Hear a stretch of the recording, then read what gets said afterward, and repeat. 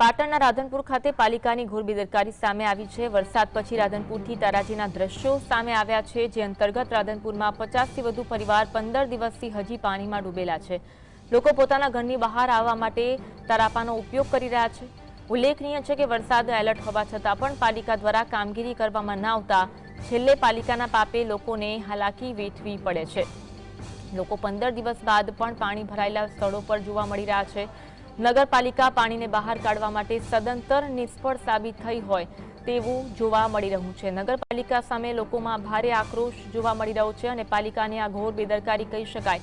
જીએસટીવીના exclusive દ્રશ્યો છે। વરસાદ પછી રાધનપુરથી તારાજીના દ્રશ્યો જોવા મળી રહ્યા છે, જે અંતર્ગત રાધનપુરમાં 50થી વધુ પરિવાર 15 દિવસથી હજુ સુધી પાણીમાં ડૂબેલા છે। લોકો પોતાના ઘરની બહાર આવવા માટે તરાપાનો ઉપયોગ કરી રહ્યા છે।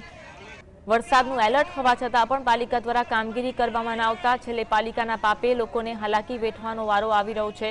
15 દિવસ થયા હોવા છતાં હજુ પાલિકા દ્વારા પાણી ઉલેચવાની કોઈ જ કામગીરી કરવામાં આવી નથી, જેના કારણે લોકોને પાણી ભરાયેલા સ્થળોમાંથી પસાર થવાનો વારો આવ્યો છે અને લોકો મોટા પ્રમાણમાં હાલાકી વેઠી રહ્યા છે। જીએસટીવીના એક્સક્લુઝિવ દ્રશ્યો છે। ઘૂંટણસમાં પાણી ભરાયેલા છે, પરંતુ લોકો આ પાણીમાંથી પસાર થઈ રહ્યા છે। पानी घराમાં પઈ ગયું, બારે સાથે સાથે પાણી છે। બચ્ચાને એરું જાજરું સામાન સર બધું અમારું પાણીમાં ભીગી ગયું, પલરી ગયું। કઈ નિકાલ કરવાનો કોઈક તો તમારે સહાય કરવી પડે ને। અમારે નગરપાલિકામાં અમે કેદવાના કેરા છીએ, 10 તાળાનું પાણી અમારા ઘરમાં આવી ગયું છે। બાબોર ટ્રેન રસ્તા એના જોડમાં કેનાલ પડે છે, એના પાછળ માધવ સિટીમાં બરાબર, એમાં અત્યારે 2 ફૂટ ઘરામાં પાણી ભરાઈ ગયું છે બરાબર। અમારી કોઈ વિનંતી છે કોઈ સાંભળતું નથી નગરપાલિકાવાળા, અને અમારી સાહસાકર કોઈ આપતા નથી બરાબર। આજ અંગે વધુ વાત કરીશું। સંવાદદાતા અલ્કેશ અમારી સાથે લાઈવ જોડાયા છે। અલ્કેશ, 15 દિવસ થયા પરંતુ હજુ પાણી ઉલેચવામાં નથી આવ્યું અને લોકો હાલાકી વેઠી રહ્યા છે, શું કહેવું છે લોકોનું? અવની ચોક્કસ જે રીતે છેલ્લા પાછલા 15 દિવસથી જે વરસાદે કાળો કેર વર્તાયો હતો અને જે સ્થિતિ નિર્માણ થઈ હતી સાંતલપુર રાધનપુરમાં, અને દરેક ગામોમાં પાણી ઘૂસ્યાતા સાથે ખેતરો તરબોળ થયા હતા, અને આજે હવે ઘણો સમય વીતી ગયો છે પરંતુ કોઈ નિકાલ નહીં થતો। જે તે વખતે જયારે ફ્લડ આવ્યું ત્યારે એક શબ્દ કહી શકાય કે ફ્લડ ટુરિઝમ સ્પોટ સેન્ટર બન્યું હતું। લોકો આવ્યા હતા, તંત્ર આવ્યું હતું, નેતાઓ આવ્યા હતા અને એમને વાતો મોટી મોટી કરી હતી સહાય આપવાની ના હતી, પરંતુ આપણે જોઈ શકીએ કે ફ્લડ ટુરિઝમ સેન્ટર હવે અત્યારે હાલ લોકોની હાલાકીમાં ભોગ બની રહ્યું છે।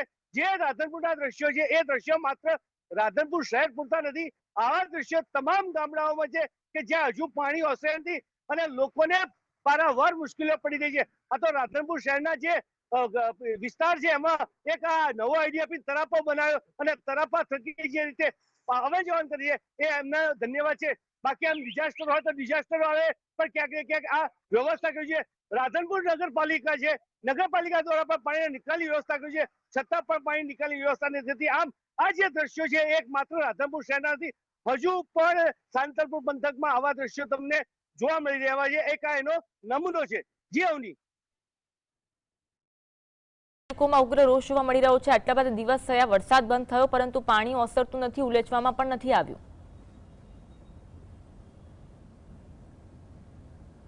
ફ્લડ ટુરિઝમ સ્પોટ સેન્ટર બન્યું હતું, નેતાઓ આવ્યા હતા, તંત્ર આવ્યું હતું, વાતો મોટી મોટી કરી છે, પાણીના નિકાલની હજુ સુધી કોઈ વ્યવસ્થા નથી। લોકોને તકલીફોનો સામનો કરી રહેવો પડ્યો છે। ક્યાંક ને ક્યાંક એ લોકોને આત્મનિર્ભરની જગ્યાએ લોકો ઉપર નિર્ભર થવું પડ્યું છે। આ સમસ્યાઓનો હજુ સુધી નિકાલ નથી આવ્યો। હજુ પણ કહી શકાય કે જે નેતાઓ છે એ આ 10 દિવસમાં હજુ ફરક્યા નથી અને જે સમસ્યા સર્જાઈ છે એનો સામનો લોકો કરી રહ્યા છે। જી અવની, જી આભાર અલ્કેશ જોડાવા માટે અને માહિતી